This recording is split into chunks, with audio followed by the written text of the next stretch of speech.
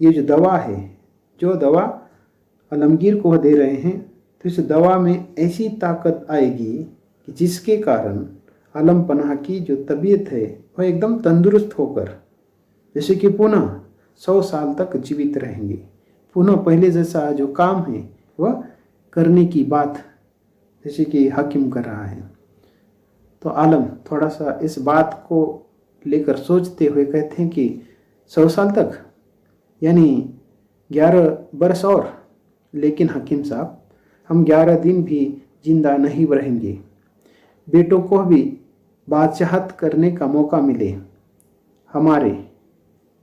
सोचने लगता है, बीच बीच में रुकता है, जैसे कि उनके जो बेटे हैं 3 बेटों की उन्हें याद आ रही है और इस याद को लेकर वो रुक रुक के सोचते हुए कह रहे हैं कि मुअज्जम, आजम, काम बख्श ये उनके बेटों के नाम हैं और रुक रुक के वह बात कर रहे हैं। तो इस प्रकार जैसे कि अगर वह ऐसा सोच रहे हैं कि अगर कुछ दिन और मेरी ज़िंदगी अगर बच जाए, जैसे कि ये जो हकीम साहब है वो तो 100 साल की बात कर रहे हैं, अर्थात 100 साल यानी ये 11 बरस, तो इस प्रकार की बात करते हैं जैसे कि उन्हें पूरा विश्वास है कि 11 बरस क्या 11 दिन भी हम जिंदा नहीं रहेंगे।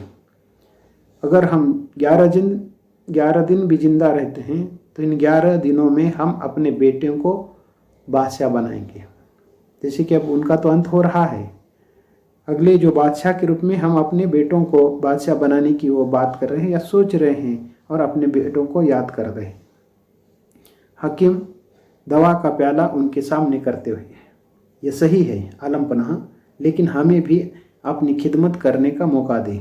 मैंने अपनी हिकमत की बेहतरीन दवा आलम पनाह की रूबरू पेश की है। तो इस प्रकार जैसे कि जो हकीम है एक प्याले में वह दवा बनाते हैं और जो दवा का जो प्याला है आलमगीर के सामने उनकी सेवा में अपनी खिदमत करने का मुझे मौका दे।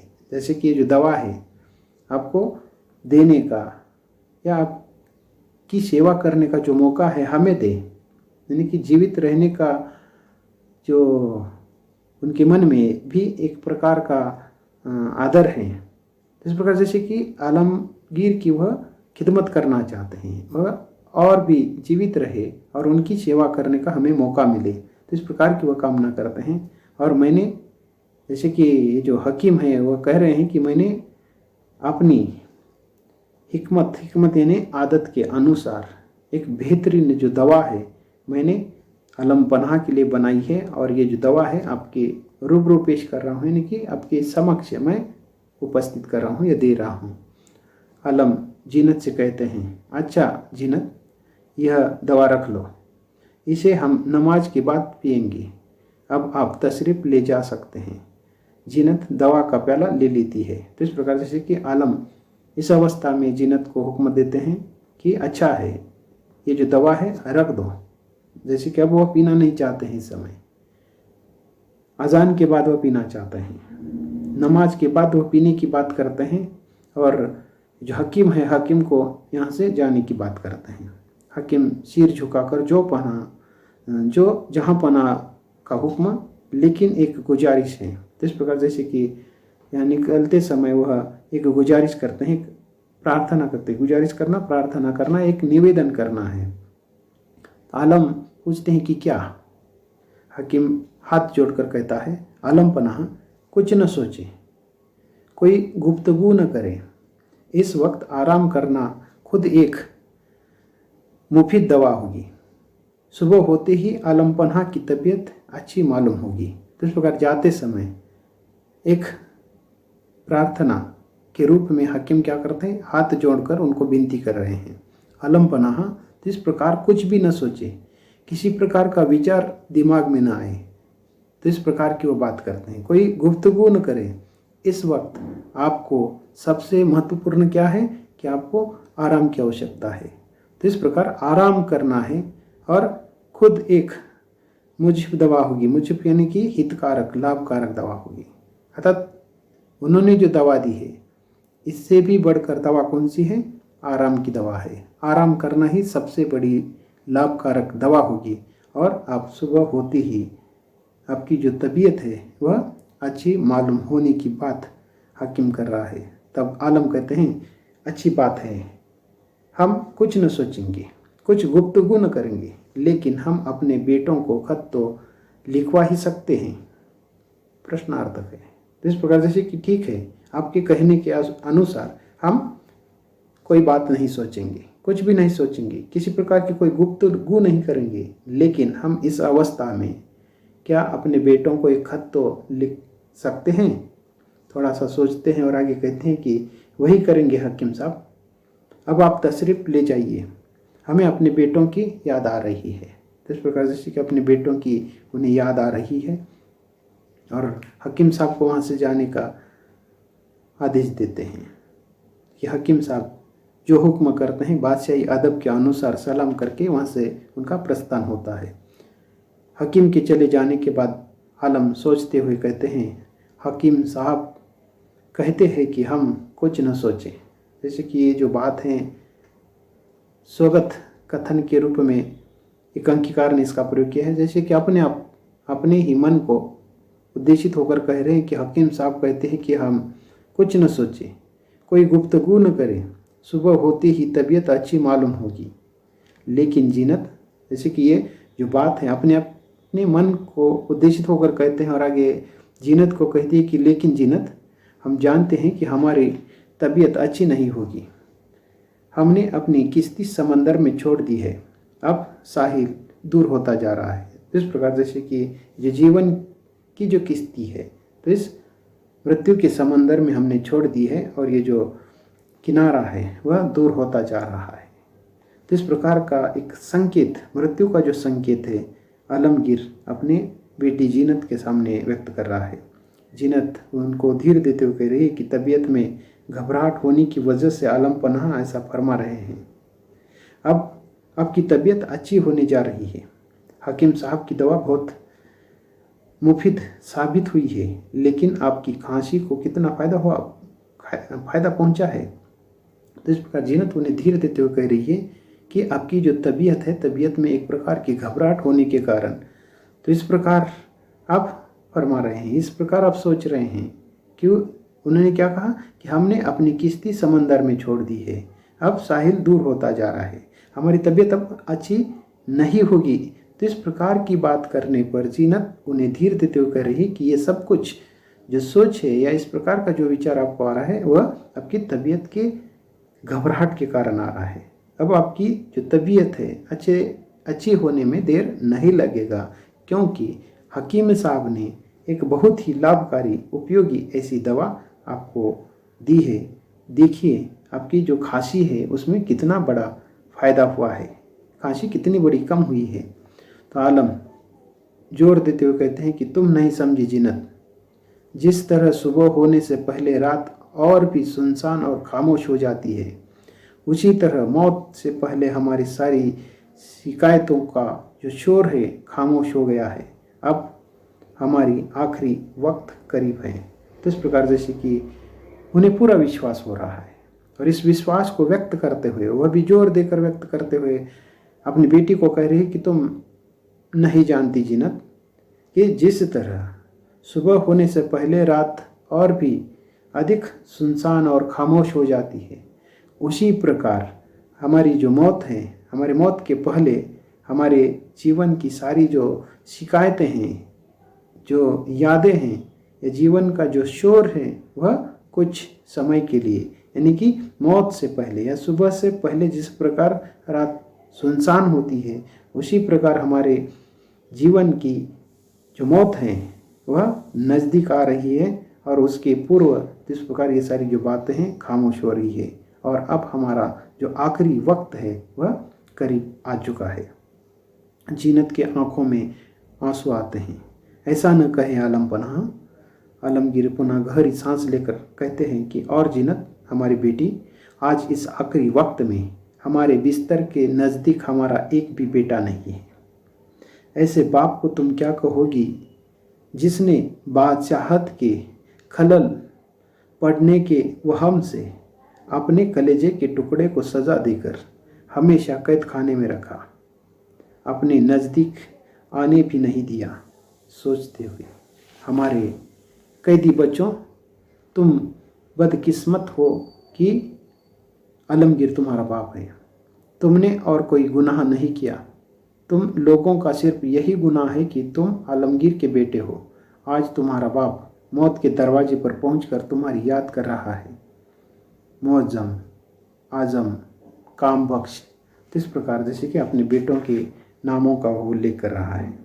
इस समय औरंगजेब को अपने अंतिम वक्त में अपने बेटों की याद आती है और उसको याद करते हुए जीनत को अपना जो दुख है, दर्द है, उसके सामने व्यक्त कर रहे हैं कि आज आखिरी वक्त में हमारे बिस्तर के नज़दीक हमारा एक भी बेटा नहीं है। इस बात का उसे बहुत दुख हो रहा है।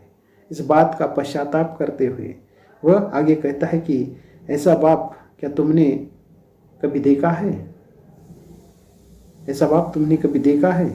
जैसे कि औरंगजेब अपने आप पर जो दोष है लेते हुए कह रहा है कि क्या तुम ऐसे बाप को तुमने देखा है जिसने बादशाहत के खलल पड़ने के वहम से अपने कलेजे के टुकड़ों को सजा देकर हमेशा कैद खाने में रखा।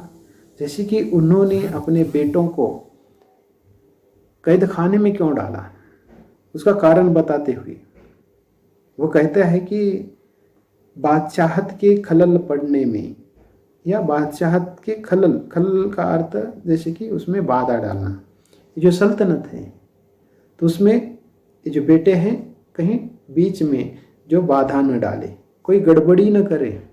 इस वहम से, भ्रम से या गलत फहमी से हमने क्या किया है कि हमारी ये जो सल्तनत है उस सल्तनत में किसी प्रकार की कोई गड़बड़ी, हमारे जो बेटे हैं, या कलेजे के टुकड़े शब्द का उन्होंने प्रयोग किया है, तो इस प्रकार के हमारे कलेजे के टुकड़े जो बादशाहत के खलल पड़ने के वहम से, अर्थात हमने क्या किया, उन कलेजे के टुकड़ों को हमेशा के लिए कैद खाने में रखा है, अपने नज़दीक उन्हें नहीं आने दिया है। तो इस प्रकार वह बहुत ही गंभीर होकर सोच रहा है, पश्चाताप कर रहा है, उसको बहुत इस बात का दुख हो रहा है और हमने ही अपने बच्चों को क्या किया है, कैदी बनाया है। हम अपने ही बच्चों को कैदी बनाते हैं। ये कितना बड़ा दर्द है, दुख है। तो इस दुख को याद करते हुए वह अपने बेटों को उद्देशित होकर कह रहे हैं कि तुम कैसे बच्चे हो, तुम कैसे बच्चे हो, तुम कितने बदकिस्मत हो। बदकिस्मत यानी कि दुर्दैवी हो। तुम कितने दुर्दैवी हो कि तुम्हारा जो बाप है आलमगीर है। जैसे कि अपने बच्चों को उद्देशित होकर कहते हैं कि तुमने और कोई गुनाह नहीं किया है। तुमने, अर्थात वो कैद में है, अर्थात किस कारण वो कैद में है, उनका तो कोई गुनाह नहीं है, किसी प्रकार का उन्होंने गुनाह तो नहीं किया है, लेकिन अर्थात गुनाह केवल इतना ही है कि तुम सिर्फ औरंगजेब के बेटे हो। यही तुम्हारा गुनाह है और इसी गुनाह के कारण तुम आज कैद खाने में हो। लेकिन आज तुम्हारा ये जो बाप है मौत के दरवाजे पर पहुंचकर तुम्हें याद कर रहा है। तो इस प्रकार अपने बेटों की उन्हें याद आ रही है। जीनत के सामने ये सारी जो भावना है, ये जो दर्द है वो व्यक्त कर रहा है। जीनत भी आग्रह के साथ वो कहती है कि जहाँ पनाह मैं उन लोगों तक आपके ये जो मोहम्मद भरे जो अल्फाज है ज़रूर पहुँचाएंगी। जैसे कि मरते वक्त वो अपने बेटों को याद कर रहे हैं। तो इस प्रकार की जो भावना है, ये जो दर्द है, मैं अपने भाइयों के पास ये जो आपके जो शब्द हैं पहुँचाने की वो बात कर रही है। आलम कहता है उन्हें थोड़ा सा संतोष होता है, आनंद होता है कि मरते वक्त याद करने की खबर अगर बेटों तक पहुंच जाए तो अच्छी बात है। तो इस बात को लेकर थोड़ा सा उन्हें संतोष होता है। और आगे कहता है कि हम अपनी कब्र से भी तुम्हें दुआ देंगे बेटी। हम खुद अपने बच्चों को खत लिखना चाहते हैं। इस आखिरी वक्त में हमारी ख्वाहिश पूरी होने दो। कातिब को बुलाओ ठंडी सांस लेकर। ऐसे कि उनकी जो अंतिम इच्छा है, बहुत सारी इच्छाएं थी लेकिन वो पूरी नहीं हुई है, लेकिन अंतिम और महत्वपूर्ण जो इच्छा है, आखिरी वक्त अपनी जो ख्वाहिश अपनी जो ख्वाहिश है, अपनी जो इच्छा है, वह अपनी बेटी के सामने व्यक्त कर रहा है। बेटी को बहुत सारी दुआएं दे रहा है और अपने अंतिम वक्त में अपने बेटों को एक खत लिखने की जो इच्छा है वह अपनी बेटी के सामने व्यक्त करते हुए कातिब को बुलाने की बात कर रहा है। कातिब यानी कि उनके दरबार का जो लिपिक होता है, लिखा पढ़ी करने वाला व्यक्ति, तो उसको कातिब कहा जाता है। और कातिब को बुलाने की बात आलमगीर करते हैं। जीनत को भी ये जो बात है उनकी अच्छी लगती है। आपका पूरा हुक्म किया जाएगा अब्बाजान। वो पुकार कर करीम को पुकारती है। करीम जैसे कि सिपाही है, सिपाही को बुलाया जाता है। करीम का वहाँ प्रवेश होता है। करीम सलाम करता है। जीनत करीम को आदेश देती है कि शाही कातिब को इसी वक्त हाजिर किया जाए। तो इस प्रकार जैसे कि कातिब को बुलाने की बात करती है। करीम जो हुक्म कहता है, सलाम करता है, वहाँ से शीघ्रता से वो प्रस्थान करता है। आलमगीर पुनः मंद स्वर में जैसे कि एक प्रकार की जो खुशी है वो व्यक्त कर रहा है। खुशी किस बात की हुई है कि मरने से पहले वह अपने बेटों को खत लिखने की इच्छा प्रकट कर रहे हैं।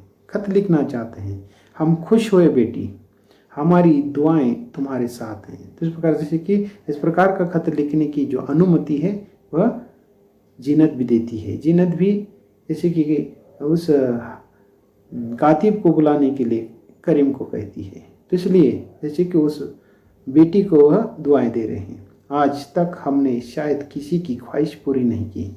हमें कोई हक नहीं कि किसी से भी अपनी ख्वाहिश पूरी करने के लिए कहे, लेकिन तुमने हमारी ख्वाहिश पूरी की है। बहुत दिनों तक जियो। तो इस प्रकार जैसे कि उनके अंतिम समय की ये जो ख्वाहिश है, इच्छा है, जीनत के द्वारा वो पूरी हो रही है। जीनत जैसे कि उन्हें कातिब के द्वारा खत लिखने की अनुमति दे रही है। तो इसीलिए जीनत को दुआएं दे रहे हैं। और जैसे कि हमारी ये जो ख्वाहिश है, जैसे कि आज तक हमने शायद किसी की ख्वाहिश पूरी नहीं की है, दूसरों की ख्वाहिश हमने नहीं पूरी की है, लेकिन बेटी तुमने आज हमारी ख्वाहिश पूरी की है।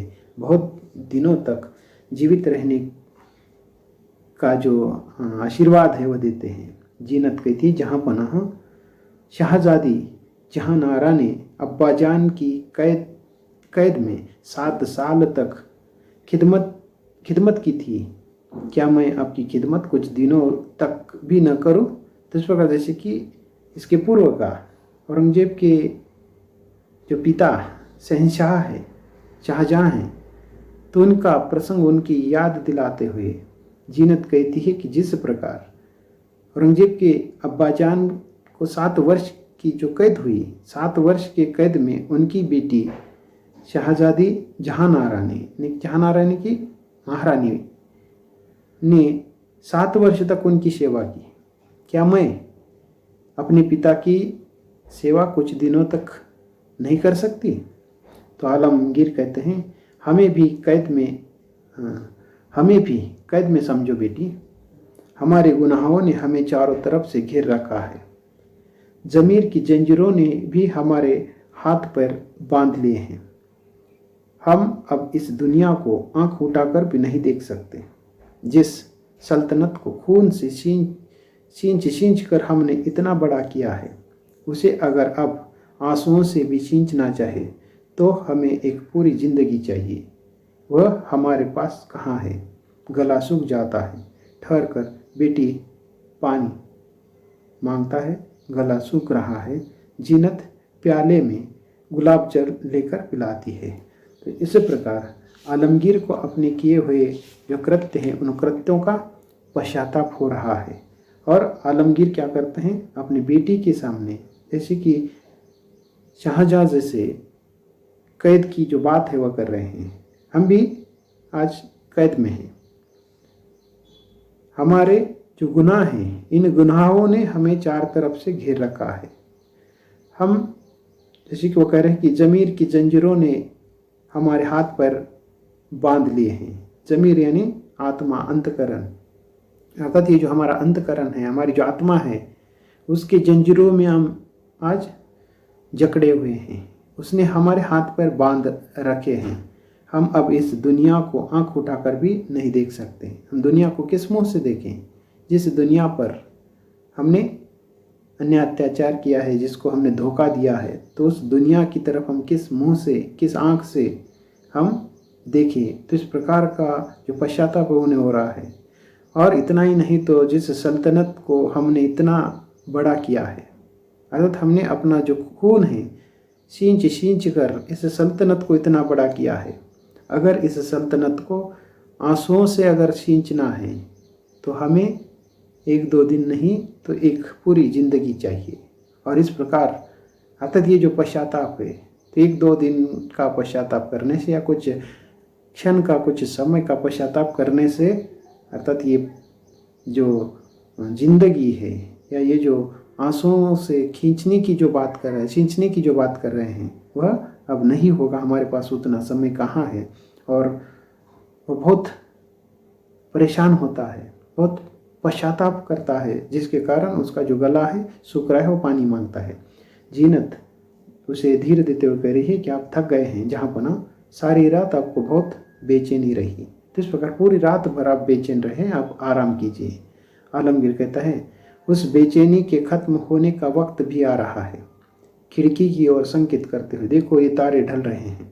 रात भर इन्होंने रोशनी दी और अब वे अपनी आखिरी घड़ियां गिन रहे हैं। हम भी गिन रहे हैं, लेकिन हमने उम्र भर अंधेरा ही फैलाया है।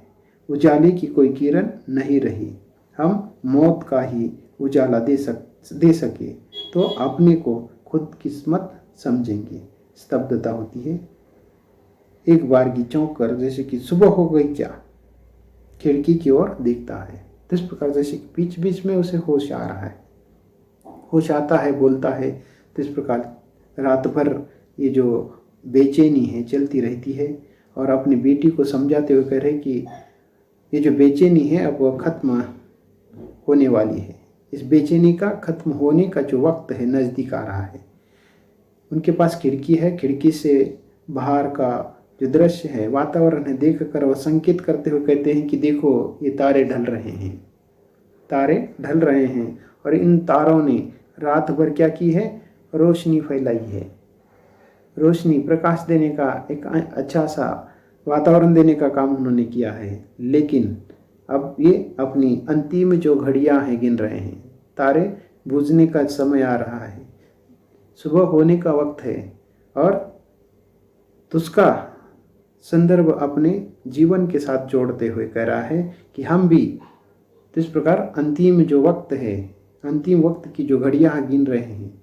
लेकिन दोनों में जो अंतर है, इन तारों ने भी रात भर रोशनी फैलाई है, लेकिन हमने अपने जीवन भर, उम्र भर रोशनी नहीं फैलाई है, प्रकाश नहीं दिया है, सुख नहीं बांटा है। तो हमने क्या किया है, चारों तरफ अंधेरा ही फैलाया है।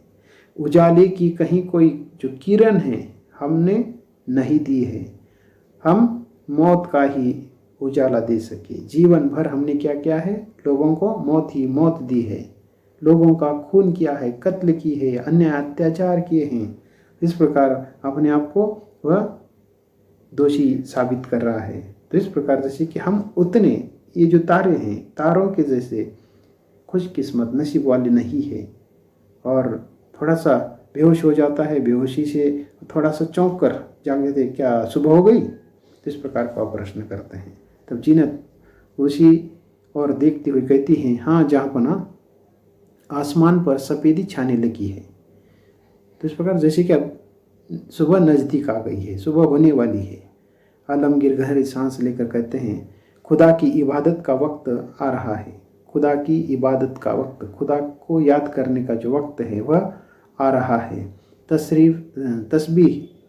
तस्बीह फेरते हुए, जैसे कि वह उसके हाथ में जो वो माला है, जप माला जिसे कहते हैं, तो उसको फेरते हुए वह खुदा को याद करने की कोशिश कर रहा है, खुदा को याद करना चाहता है। और आगे जीनत से कहता है कि जीनत, हमने ज़िंदगी पर इबादत का ढिंढोरा पीटा, लेकिन खुदा के पास तक नहीं पहुंच सके। अगर पहुंच जाते तो चलते वक्त इतने गुनाहों का बोझ हमारे सिर पर न होता। चलने का वक्त करीब आ रहा है। मुझे खुशी है कि आज जुम्मा है। हमने ज़िंदगी भर इबादत कर यही चाहा कि जुम्मा हमारा आखिरी दिन हो। अस्थिर हो जाता है। कातिब अभी नहीं आया, तो इस प्रकार का प्रश्न करता है। तो इस प्रकार जैसे कि आलमगीर को अपने जीवन के किए हुए कृत्यों का बहुत पश्चाताप हो रहा है। यहाँ तक कि उन्होंने खुदा की जो सेवा है, खुदा का जो नाम है, ईश्वर का जो नाम है, वह तक लेने का उन्होंने प्रयास किया, लेकिन ईश्वर की जो कृपा है उनके ऊपर कभी नहीं हुई। तो इस प्रकार की अगर कृपा होती तो हम इतने गुनाह नहीं करते, या इतने गुनाहों का जो बोझ है आज हमारे अंतिम वक्त हमारे सिर पर नहीं होते। और उन्हें इस बात का तो पश्चाताप हो रहा है कि जीवन भर के गुनाहों का जो बोझ है सिर से वह हल्का नहीं कर रहे हैं, या उसको कम नहीं कर रहे हैं। इस बात का दुख हो रहा है, पश्चाताप हो रहा है। तो दूसरी तरफ खुशी इस बात की हो रही है कि आज जुम्मा है, और जुम्मा के दिन उनको इस प्रकार की मृत्यु नज़दीक आ रही है, या उनका वह आखिरी दिन है, इस बात की उन्हें खुशी हो रही है। और आगे वह कातिब नहीं आया क्या, इस प्रकार का प्रश्न करते हैं। जीनत कहती है क्या आ रहा होगा जहाँपना। करीम बख्श फौरन ही उसे लेकर हाजिर होगा। तो इस प्रकार जैसे कि जीनत कह रही है क्या आ रहा होगा जहाँपना, जैसे कि करीम उनका जो सिपाही है वह उनको फौरन जल्दी लेकर हाजिर हो जाएगा। आलम थोड़ी सी ठंडी सांस लेकर कहते हैं, जीनत जब हम पैदा हुए थे तब हमारे चारों तरफ हजारों लोग थे, लेकिन इस वक्त हम अकेले जा रहे हैं। हम इस दुनिया में आए ही क्यों? हमसे किसी की भलाई नहीं हो सकी। हम वतन और रैत दोनों के गुनाह को सर पर लिए जा रहे हैं। तो इस प्रकार जैसे कि ये बहुत महत्वपूर्ण जो बात है, इस एकांकीकार का जो उद्देश्य है, जैसे कि औरंगजेब ने जीवन में भले ही उन्होंने इतना बड़ा जो शासन है किया हो, पूरे हिंदुस्तान पर उन्होंने शासन किया हो, लेकिन ये जो शासन है, ये जो सल्तनत है, इतने बड़े सल्तनत का विस्तार करते समय उन्होंने अनेक अन्याय अत्याचार किए हैं। हिंदुओं पर अन्याय अत्याचार किए हैं, जनता पर अन्याय अत्याचार किए, यहाँ तक कि अपने पिता, भाई और बेटों तक को उन्होंने नहीं छोड़ा है। तो इस बात का उन्हें बहुत बड़ा दुख हो रहा है। तो इस प्रकार जैसे कि अपने जीवन भर के किए हुए कृत्यों का जो पश्चाताप है यहाँ वो कर रहा है। तो इस प्रकार जैसे कि इस बात का उसे बहुत दुख हो रहा है कि जिस समय वो कहता है कि जिस समय हमारा जन्म हुआ था उस समय हमारे सामने बहुत सारे लोग थे, हजारों की संख्या में लोग थे, लेकिन आज मरते वक्त हम अकेले जा रहे हैं, अकेले हैं, हमारे पास आज कोई भी नहीं है। इस दुनिया में हम क्यों आए हैं? क्योंकि मरते वक्त हमारे साथ कोई भी नहीं है। हमने कभी किसी की भलाई नहीं की है। हमने वतन, देश और जो जनता है दोनों के साथ अन्याय अत्याचार किया है। तो इस प्रकार हमने मरते समय, आते समय तो हम कुछ लेकर नहीं आए, लेकिन मरते वक्त या जाते समय हम अपने साथ देश और जनता के जो गुनाह हैं, उन गुनाहों का जो बोझ है वह अपने सिर पर लेकर जा रहे हैं। जीनत उन्हें समझाते हुए कह रही है कि आलम पनाह, आपने तो वतन और रैयत की भलाई की है। और जैसे को बीच कुछ कहना चाहते लेकिन बीच में ही उसकी बात काटते हुए ये जो आलमगीर है बीच में ही उसको रोकते हुए कहते हैं कि इस आखिरी वक्त में ऐसी बात मत कहो जीनत। ये बातें बहुत बार सुनी हैं, लेकिन अब इन बातों से रूह कांपती है, दिल डूबता है। काश ये बातें सच होती। तो इस प्रकार जैसे कि अगर ये बातें जो आप कह रही है कि हमने देश का और जनता का कल्याण किया है, भलाई की है, काश अगर ऐसा होता तो ये जो बातें हैं हमें सुनने को बहुत अच्छा लगता, लेकिन ऐसी बात इस प्रकार की जो बातें हैं मत करो। अर्थात इस प्रकार की बातों को सुनते समय हमारी जो आत्मा है वह कांपती है, हमारा जो दिल है डूब जाता है। काश इस प्रकार की बातें न करो। जीनत नहीं है आलम पनाह, खानदान तैमूरी में आप से बढ़कर अदल करने वाला कोई नहीं हुआ। तो इस प्रकार जैसे कि जो सल्तनत है, इस सल्तनत को बढ़ाने के लिए आपने जो कुछ किया है तो इस प्रकार का काम अन्य किसी ने नहीं किया है। तो आलम कहते हैं और उस अदल में हमने अपनी मुराद पूरी की। मुराद शब्द से उनको मुराद की याद आ जाती है। मुराद शब्द से मुराद बख्श का स्मरण आने पर और हमारे मुराद बख्श ने शाहमूगढ़ की लड़ाई में हमारे कहने पर दारा से लोहा लिया। कितनी हैरत अंग्रेजी थी वह। सोचते हुए राजा राम सिंह ने तलवार का ऐसा हाथ चलाया कि मैं हाथी के जमींदोज हो जाते, लेकिन मुराद बख्श ने अपनी ढाल पर तलवार रोक राजा राम सिंह पर ऐसा वार किया कि वह हाथी के पैरों पर गिरा। उसका केसरिया बाना खून से लथपथ होकर जमीन पर फैल गया और इस सब का बदला मुराद बख्श को क्या मिला? ओ पानी। तो इस प्रकार जैसे कि वह रोक रोक कर बेहोश हो जाता है और पानी मांग रहा है। तो इन्हें जैसे कि अपने इस सल्तनत को बढ़ाने के लिए अपनी जो इच्छा है वह मुराद शब्द से उनसे मुराद की याद आ जाती है, अपने भाई की याद आ जाती है, जिस भाई ने राम सिंह से औरंगजेब को बचाया था। राम सिंह जिस समय औरंगजेब पर हमला कर रहा था और उस हमले से बचने का कोई नाम नहीं था, तो ऐसे समय एक महत्वपूर्ण समय में मुराद बख्श ने औरंगजेब को राम सिंह से बचाया था और उसके बदले में औरंगजेब ने मुराद बख्श को क्या दिया? अर्थात तो उसका खून किया, कत्ल किया। उस बात का उन्हें पश्चाताप हो रहा है, उसकी याद आती है और वह पानी मांग रहा है। जीनत हुजूर अली आपसे दस्तबा अर्ज है कि आप कुछ न फरमाएं। ऐसी बातें करके आप अपनी हालत और ख़राब कर लेते हैं। तो इस प्रकार जैसे कि दस्त बस्ता यानी कि हाथ जोड़कर आपसे विनती है। जीनत कह रही कि आपसे हाथ जोड़कर विनती है कि आप इस प्रकार की बातें न फरमाएं, इस प्रकार की बातें न करें।